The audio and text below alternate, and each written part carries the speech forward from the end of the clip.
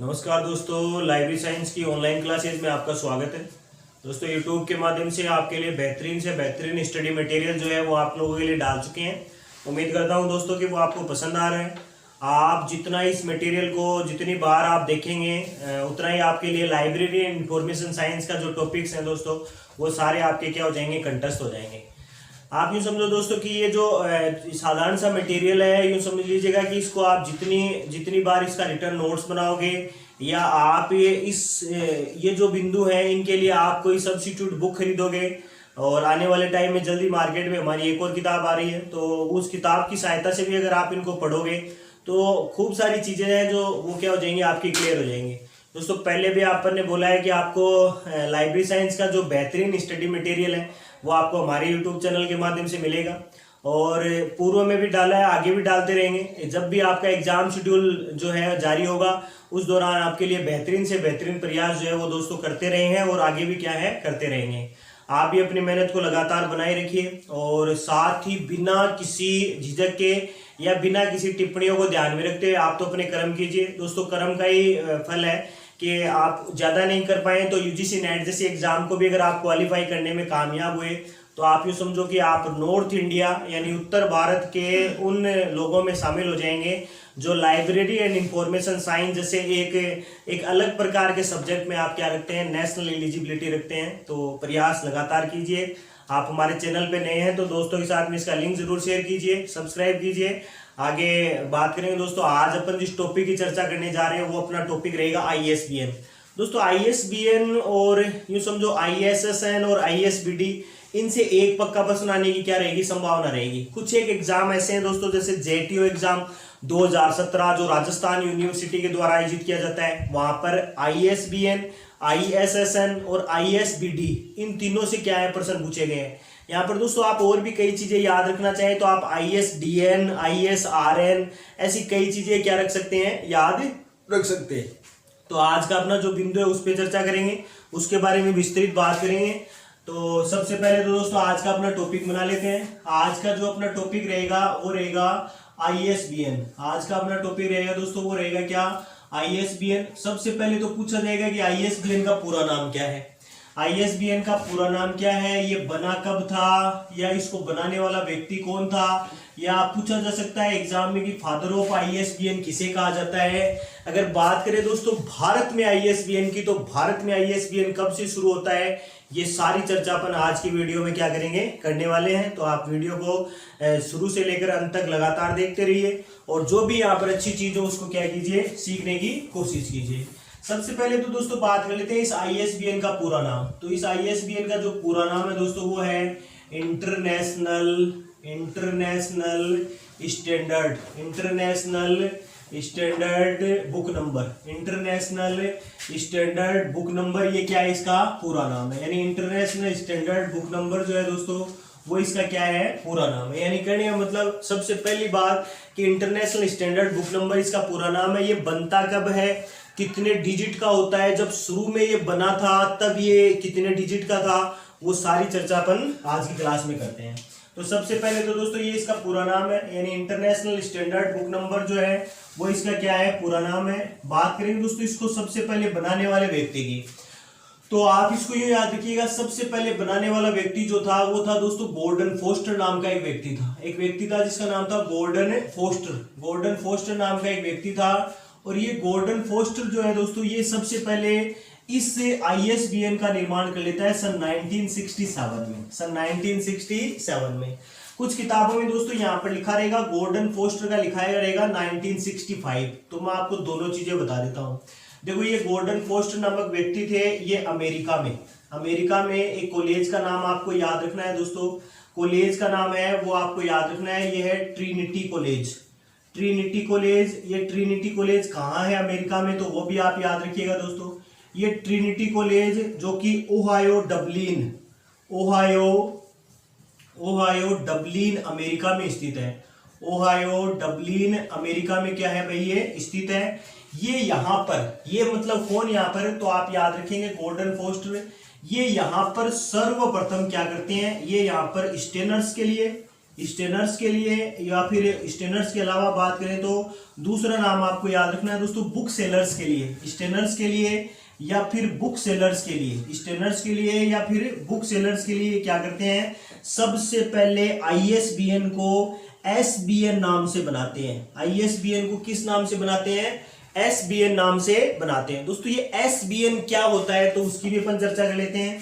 ये SBN जब पहली बार इनके द्वारा बनाया गया था तब इसका नाम था standard book number. Standard book number इसका क्या था, पूरा नाम था। और साथ ही बात करें दोस्तों ये कितने डिजिट का था तो वो भी आप याद रखिएगा, ये 9 डिजिट का था। ये कितने डिजिट का था भाई, 9 डिजिट का था। और कौन बनाने वाला था तो गोल्डन फोस्टर किसके लिए बनाने वाला था तो वो स्टेनर्स और बुक सेलर्स के लिए बनाने वाला था। अब आपके यहाँ डाउट हो रखा होगा कि जब अगर प्रश्न आ जाए कि SBN का निर्माण कब हुआ या ISBN का निर्माण सबसे पहले गॉर्डन फोस्टर के द्वारा इसकी रूपरेखा कब रखी गई, तो आप सोच रहे होंगे कि मैं 65 उत्तर बताऊं, इसका 67 करूं, यानी 1965 करूं या 1967।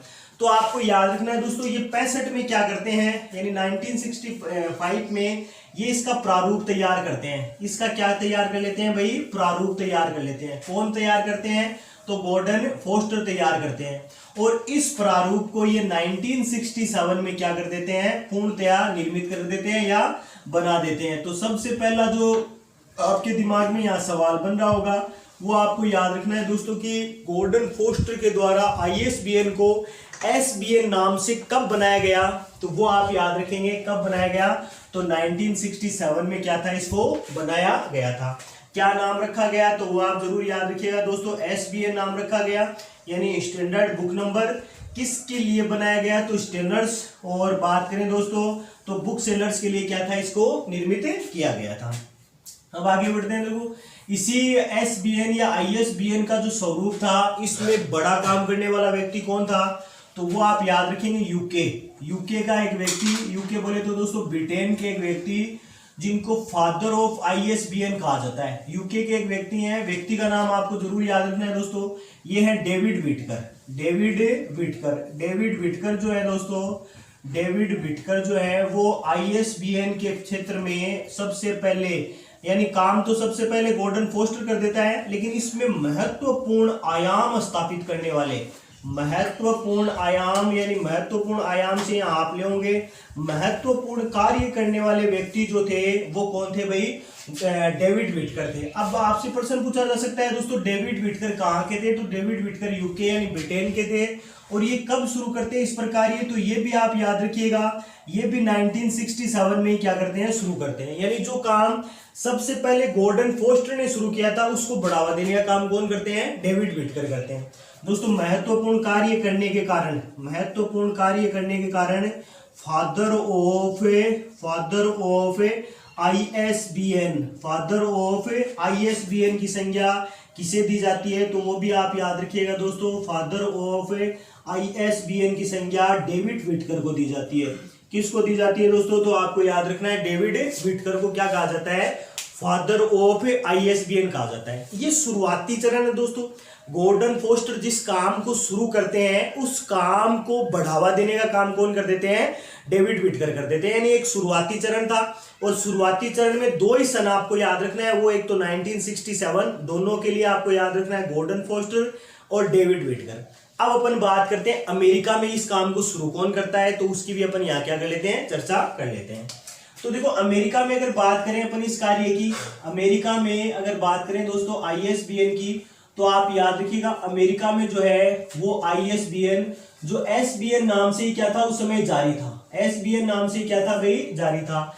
इस काम को एक व्यक्ति जिनका नाम है एमरी काल्टे नाम के एक व्यक्ति हैं, या एमरी कोल्टे, कुछ जगह लिखा रहेगा एमरी काल्टे या एमरी कोल्टे नाम का व्यक्ति जो है वो इसको क्या करता है, बढ़ावा देता है। यानी किस काम को बढ़ावा देता है, तो बात कर रहे हैं दोस्तों ISBN को बढ़ावा देता है। और कब इसकी शुरुआत करते हैं, तो वो भी आप याद रखिएगा दोस्तों, ये शुरुआत कर लेते हैं 1968 में। यानी अगर 2 प्रश्न आए कि यूके में ISBN कब शुरू हुआ, तो यूके में तो शुरू हुआ कब, 1967 में। अगर बात करें दोस्तों USA में, तो वो आपको याद रखना है 1968 में। और शुरू कौन करता है, तो शुरू करते हैं वो करते हैं एमरी कोल्टे। यहाँ पर दोस्तों एक नाम आएगा आर बाउकर का, एक व्यक्ति का नाम आएगा आर बाउकर का। आपसे पूछा जा सकता है कि आर बाउकर की भी कोई भूमिका रही क्या, तो आप यहां से याद रखेंगे कि अमेरिका में जो ISBN प्रदान करने वाली एजेंसी, अमेरिका में ISBN प्रदान करने वाली, ISBN प्रदान करने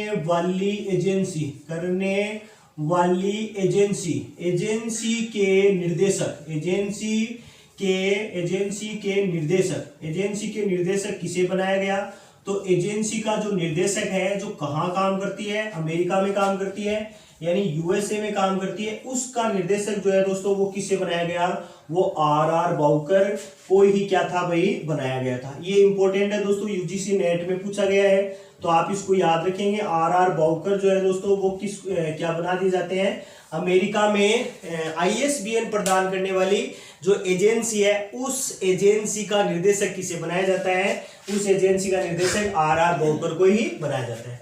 दोस्तों ये अभी भी क्या है, SBN ही था, अभी भी क्या था, SBN ही। अब देखो ये SBN से ISBN कब बनता है, तो SBN आपको याद रखना है दोस्तों, SBN स्टैंडर्ड बुक नंबर है। अब ये ISBN की इसका नाम कब होता है, इसके डिजिट जो है वो यहां भी कितने डिजिट है, तो यहां भी आप याद रखेंगे, यहां भी कितने डिजिट है, 9 डिजिट ही हैं, ठीक है। और 9 डिजिट जो है ये 4 भागों में बटे हुए थे। 9 डिजिट जो है दोस्तों कितने भागों में बटे हुए थे, 4 भागों में क्या थे भाई, बटे हुए थे। तो दोनों चीजें आपको याद रखनी है।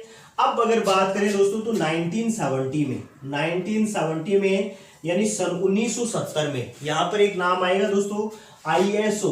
तो सबसे पहले तो बात करते हैं दोस्तों ISO क्या है, तो ISO की चर्चा कर लेते हैं। ISO जो है दोस्तों वो है इंटरनेशनल ऑर्गेनाइजेशन ऑफ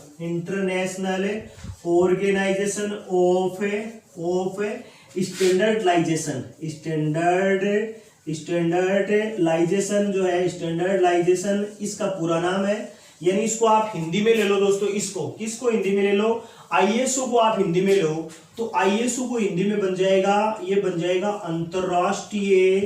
अंतरराष्ट्रीय मानकीकृत संस्थान, अंतरराष्ट्रीय मानकीकृत संस्थान जो है दोस्तों वो क्या करता है, वो इस ISO को सन 1970 में विश्व स्तर पर, यानी कहां पर, तो आप याद रखेंगे दोस्तों विश्व स्तर पर ये इसको क्या करता है, एक नया नाम दे देता है और SBN से ये इसको बना देता है ISBN। SBN से ये इसको क्या बना देता है भाई, ये बना देता है इसको ISBN बना देता है। यानी जो स्टैंडर्ड बुक नंबर जो था उसको अब क्या बना दिया गया है, उसको अब बना दिया गया है इंटरनेशनल स्टैंडर्ड बुक नंबर। और ये काम कौन करता है, तो ये काम जो है दोस्तों वो ISO यानी इंटरनेशनल ऑर्गेनाइजेशन ऑफ स्टैंडर्डाइजेशन यानी अंतरराष्ट्रीय मानकीकृत संस्थान जो है वो ये काम क्या है कर देता है, यानी SBN को क्या बना देता है, ISBN बना देता है। साथ ही एक और महत्वपूर्ण परिवर्तन करता है, देखो ये जो SBN जो अब तक 9 डिजिट का था, अब तक यानी सन 1970 से पहले, अब ये कितने डिजिट का हो जाता है, ये 10 डिजिट का हो जाता है। यानी SBN जो 9 डिजिट का था ISBN के रूप में कितने डिजिट का हो गया भाई, 10 डिजिट का हो गया। यानी कहने का मतलब आप यूं समझो दोस्तों कि जो SBN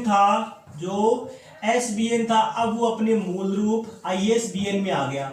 जो पहले 9 डिजिट का था 4 भागों में बटा हुआ है, ठीक वैसे ही अब हो गया 10 डिजिट का, और वो भी कितने भागों में बटा हुआ है भाई, 4 भागों में ही बटा हुआ है। यानी कहने का मतलब ISO जो कि एक अंतरराष्ट्रीय मानकीकृत संस्थान है, वो भी क्या करता है, ISBN में महत्वपूर्ण भूमिका अदा करता है। और इसको क्या करता है, ISBN को यानी जो पहले SBN था उसको ISBN कर देता है और 9 डिजिट को बढ़ाकर कितने डिजिट कर देता है, 10 डिजिट कर देता है। दोस्तों एक बार अपन पूरे की चर्चा कर लेते हैं, पूरे का स्वरूप है, उसके बाद एक बार अपन हटा के पूरे की बात करेंगे, आप इसको देखते रहिए। यानी इंटरनेशनल स्टैंडर्ड बुक नंबर की बात करें ISBN की, सबसे पहले गॉर्डन पोस्ट प्रयोग करते हैं। ये इसका प्रारूप बना लेते हैं 1965 में, पूर्णतः लागू कर देते हैं 67 में। ये कहाँ काम करते हैं, तो अमेरिका के ट्रिनिटी कॉलेज में काम करते हैं। ट्रिनिटी कॉलेज है दोस्तों ये, और ट्रिनिटी कॉलेज में काम करते हैं। कहाँ है, तो ये ओहायो अमेरिका में है। स्टैंडर्ड्स और बुक सेलर के लिए SBN बनाते हैं, याद रहेगा। साथ ही स्टैंडर्ड बुक नंबर इसका पूरा नाम है और 9 डिजिट का था। इस स्वरूप को आगे बढ़ाने का काम करते हैं यूके ब्रिटेन के डेविड विटकर, जिनको फादर ऑफ ISBN कहा जाता है। ये भी 67 में ही कार्य करते हैं। और आगे बात करें दोस्तों अमेरिका की, यानी ये तो बात थी ब्रिटेन की। अमेरिका की बात करें तो एमरी कार्टे आ जाते हैं 1968 में। और साथ ही RR बोकर का नाम याद रखना है। SBN प्रदान करने वाली एजेंसी क्या नियुक्त होते हैं, निर्देशक नियुक्त होते हैं। कहाँ है ये नियुक्त होते हैं, तो अमेरिका में नियुक्त होते हैं। इनको निर्देशक बनाया जाता है। और विश्व स्तर पर बात करें दोस्तों तो विश्व स्तर पर ISO यानी इंटरनेशनल ऑर्गेनाइजेशन ऑफ स्टैंडर्डाइजेशन, अंतरराष्ट्रीय मानकीकृत संस्थान जो है वो इसको 9 डिजिट से कितने डिजिट का कर देता है भाई, 10 डिजिट का कर देता है। और इसका नाम क्या कर देता है भाई, ISBN कर देता है। यानी SBN से इसका नाम ISBN क्या है वो कर देता है। इसी में बात करेंगे दोस्तों अपन भारत में ISBN प्रदान करने का संस्थान। साथ ही ये भारत में प्रदान करने वाला संस्थान कहाँ स्थित है, इसका स्थानांतरण कब हुआ। साथ ही अपन बात करेंगे स्थानांतरण के अलावा इसमें कि ये वर्तमान में कितने डिजिट का होता है और कितने डिजिट जो होते हैं उनको कितने भागों में बांटा गया है। और बात करेंगे दोस्तों ये जो भाग है इन भागों के नाम क्या है, उन सब की अपन क्या करेंगे, चर्चा करेंगे। तो एक बार आप पूरे को देखो और इसके आगे की चर्चा करते हैं। तो जैसा कि दोस्तों आप यहां से देख चुके हैं, आगे कुछ एक और चीजें शामिल कर लेते हैं यहाँ पर। ISO और ISBN की विशिष्ट भूमिका, साथ ही डेविड विटकर 2-4 छोटी छोटी बातें दोस्तों वो और शामिल करते हैं, जिससे आपको ISBN के टॉपिक से जितने भी प्रश्न आए वो सारे के सारे यहाँ से आपके क्या हो सके भाई, क्लियर हो सके। तो बात करेंगे दोस्तों ISBN से जुड़े 2-4 महत्वपूर्ण बातें। और जितनी आप इनको देखेंगे, जितना आप इस टॉपिक को याद करेंगे दोस्तों, उतनी सारी चीजें आपको क्या हो जाएंगी, याद हो जाएंगी। इनका कोई शॉर्टकट मेथड है नहीं। आप जितना इनको देखेंगे आपको लगेगा कि हाँ ये चीज यहाँ से पूछी गई है, तो ही दोस्तों आपको क्या हो जाएगा, ये याद हो जाएगा। तो अपन आज को है दोस्तों ISBN, और ISBN में अपन यहाँ पर बात कर चुके हैं कि ISBN को 10 अंकों में डिवाइड या 10 अंकों में बांटने वाला काम कौन कर चुका है, ISO कर चुका है। ISO की बात करें दोस्तों तो वही अंतर्राष्ट्रीय मानकीकृत संस्थान। अब यहाँ से देखो एक छोटा सा नाम आपको और याद रखना है, अंतर्राष्ट्रीय मानकीकृत संस्थान। अंतर्राष्ट्रीय मानकीकृत संस्थान ये क्या करता है दोस्तों, वो भी आपको याद रखना है। देखो ये अंतर्राष्ट्रीय स्तर पर ये ISBN को 10 अंकों में, ISBN को 10 डिजिट में क्या कर देता है, ये जारी कर देता है। और इसको अंतर्राष्ट्रीय मानक यानी इंटरनेशनल स्टैंडर्ड के अकॉर्डिंग यानी अंतर्राष्ट्रीय मानक है। और अंतर्राष्ट्रीय मानक कौन सा, तो वो भी आप याद रखेंगे दोस्तों, उसको इन्होंने नाम दिया ISO 2108। ISO 2108 के साथ में इसको क्या कर देते हैं, इसको जारी कर देते हैं। यानी ये महत्वपूर्ण है दोस्तों। KVS एग्जाम 2018 में पूछा गया है कि ISBN को जो ISO जारी करता है वो किस अंतर्राष्ट्रीय मानक के अनुसार जारी करता है। तो आप याद रखोगे ISO 2108 यानी ISO 2108 के नाम से क्या कर देता है, इसको जारी कर देता है। दोस्तों ये 1970 में ये सारा क्रियाक्रम हो जाता है। यानी 1970 तक आप जो समझो कि ISBN जो है वो 10 डिजिट का हो जाता है। लेकिन यहाँ भी एक आपको इंपॉर्टेंट चीज याद रखनी है। क्या याद रखना है, वो आपको याद रखना है दोस्तों यूके में, यूके बोले तो यूनाइटेड किंगडम, बोले तो ब्रिटेन में अगर बात करें दोस्तों अपन, तो आपको याद रखना है ब्रिटेन में सन 1974 तक यानी 1974 तक जो ISBN जो था वो SBN के रूप में ही था। ISBN जो था वो किसके रूप में था, SBN के रूप में था।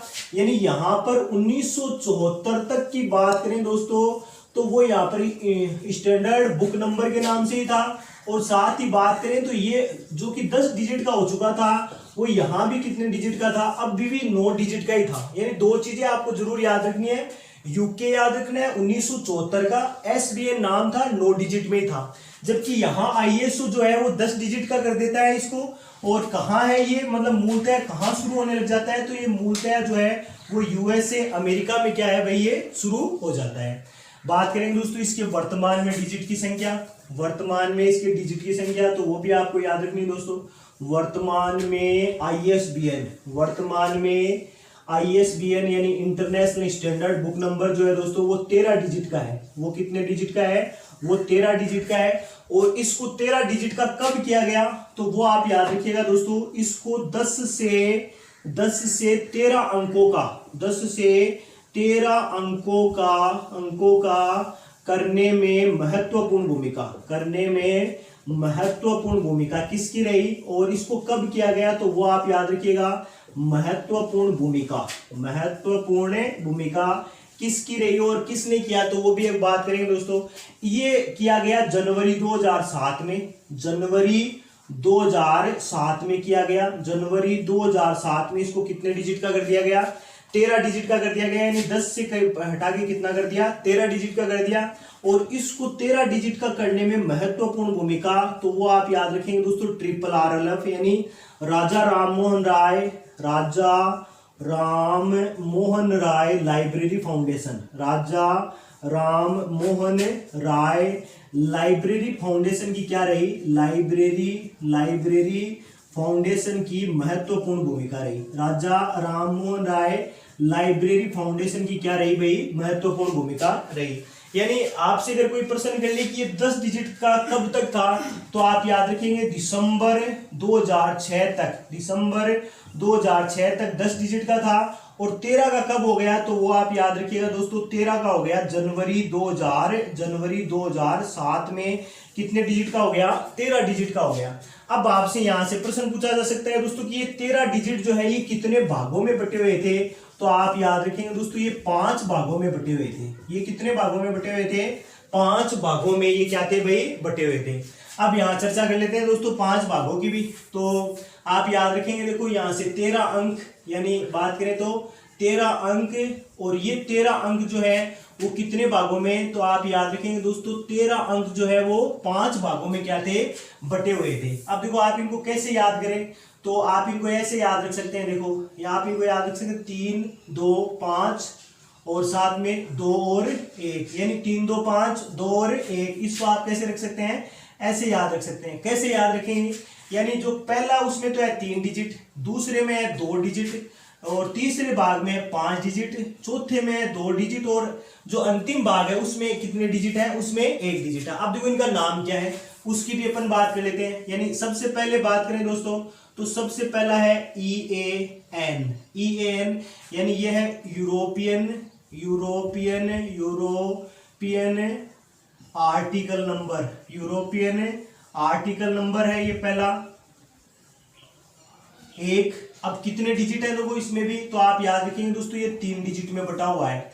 दूसरे की बात करें दोस्तों, तो दूसरा है राष्ट्रीय भाषा, यानी आप ले नेशनल लैंग्वेज, तो नेशनल लैंग्वेज जो है दोस्तों वो कितने डिजिट की है, तो वो है 2 डिजिट की। इसके बाद में बात करें दोस्तों, तो इसके बाद में है प्रकाशक, यानी पब्लिशर। और पब्लिशर की बात करें दोस्तों, पब्लिशर कितने डिजिट का है, तो पब्लिशर जो है वो 5 डिजिट का। साथ ही बात करें दोस्तों इसके आगे की, तो इसके आगे जो बन जाएगा वो बन जाएगा टाइटल को हिंदी में बोले तो दोस्तों आख्या, या आख्या को आप अंग्रेजी में ले हो तो वो बन जाएगा क्या भाई, टाइटल। और ये टाइटल कितने डिजिट का है, तो टाइटल जो है वो 2 डिजिट का है। अंतिम बात करें दोस्तों, तो वो है इसका चेक डिजिट, और चेक डिजिट जो है यानी जांच अंक जो है दोस्तों वो कितने अंकों का है, तो वो 1 का है। यानी 13 जो अंक है, 13 अंकों को 5 भागों में डिवाइड किया गया, 3, उसके बाद में 2, उसके बाद में 5, उसके बाद में 2 और 1, उसके बाद में 1। यानी आप इनको काउंट करेंगे, देखो 3 2 5 10 10 तो 12 और 1 13। यानी जो 13 जो अंक है कितने भागों में बटे हुए हैं, तो 5 भागों में बटे हुए हैं दोस्तों। पहले 10 अंक थे, वो 10 अंक कितने भागों में थे, तो 10 अंक जो थे वो 4 भागों में थे। 10 अंक जो थे वो कितने भागों में थे, 4 भागों में थे। अगर आप इनके बारे में जानकारी रखते हैं, आपने अगर पहले कहीं भी ISBN को पढ़ रखा है, तो दोस्तों आप हमें कमेंट करके बता सकते हैं कि ISBN को जो पहले 4 भागों में बांटा गया था, उन 4 भागों के नाम क्या थे। अब वाले 4 आप याद रख चुके हैं, अब वाले 5 आप याद रख चुके हैं। EAN यानी यूरोपियन आर्टिकल नंबर, राष्ट्रीय भाषा, प्रकाशक, टाइटल और चेक डिजिट। तो 13 भाग, और 13 भाग कितने डिजिट में है, 13 अंक और कितने भागों में है, तो 5 भागों में है। अब यहां से दोस्तों कुछ एक बहुत ही इंपॉर्टेंट बात करेंगे कि जैसे अपने पास में प्रश्न आ गया, खूब सारी बुक्स में अपन ने पढ़ा, विकिपीडिया पढ़ा, या अपन ने कोई किसी भी प्रकार की जो डिस्टेंस मोड या रेगुलर मोड की यूनिवर्सिटी थी उसमें पढ़ा कि ISBN भारत में कब आया। तो अपन तो किताबों में अभी तक यही पढ़ते हैं कि 2007 तो ये भी आपको याद रखना है दोस्तों कि ये ISBN जो है दोस्तों, ये भारत में अगर बात करें, दोस्तों, तो ISBN भारत में आपको याद रखना है 1985 में किसके द्वारा, तो आपको याद रखना है दोस्तों RRRLF के द्वारा। यानी ISBN जो है वो RRRLF बोले तो राजा राम मोहन राय लाइब्रेरी फाउंडेशन, राजा राम मोहन राय लाइब्रेरी फाउंडेशन जो है दोस्तों, वो क्या करता है, सबसे पहले इसकी शुरुआत करता है। किसकी शुरुआत करता है, तो वो आप याद रखिएगा दोस्तों, वो ISBN की शुरुआत करता है। यानी कहने का मतलब भारत में अगर ISBN की बात करें तो भारत में ISBN की शुरुआत RRRLF के द्वारा 1985 में क्या थी भाई, शुरू की गई थी। और दोस्तों RRRLF महत्वपूर्ण है। KVS एग्जाम 2018 में प्रश्न पूछा गया कि सार्वजनिक पुस्तकालयों के विकास पर बल देता है, या फिर प्रश्न पूछा गया था कि ऐसा ही प्रश्न था कि RRRLF का मुख्य उद्देश्य क्या है, तो RRRLF का मुख्य उद्देश्य सार्वजनिक पुस्तकालयों का क्या करना है, विकास करना है। और दोस्तों इसी 1985 मान लीजिए आपकी ये याद नहीं रहे तो आप यूं याद रखिएगा कि ये जो RRRLF जो है वो 1985 में ही नेपलिस का क्या कर लेता है, गठन कर लेता है, जिसको लागू करता है वो 1986 यानी 31 मई 1986 को नेपलिस को क्या कर देता है, प्रोफेसर DP चट्टोपाध्याय की अध्यक्षता में लागू करवा देता है। ये आपके लिए हिंट है, अगर आप इसको याद नहीं कर पाए तो आप इसको इस तरीके से भी क्या कर सकते हैं, याद कर सकते हैं। तो कहने का मतलब है दोनों तरीके आप याद रखिएगा, और दोनों तरीके अगर दोस्तों आपको याद रहे तो आप ये समझो कि लाइब्रेरी का जो एक ऑथेंटिक या जो माइंडली जो सेटअप रहता है, या आप जो लगातार आपसे कोई पूछे और आप तुरंत उसको, तो यहां से दोस्तों आप इसको इस तरीके से याद रख सकते हैं, यानी नेपलिस के साथ आप इसको क्या कर सकते हैं, जोड़ सकते हैं। तो यहाँ से दो एक छोटी छोटी बातें जो अपने लाइब्रेरी फाउंडेशन से रिलेटेड कर दी है RRRLF 1985 से। अब दोस्तों यहाँ से वेरी इंपॉर्टेंट क्वेश्चन बनेगा, एक यहाँ से प्रश्न बनेगा कि भारत में ISBN प्रदान करने का मुख्यालय, यानी भारत में ISBN प्रदान करने वाला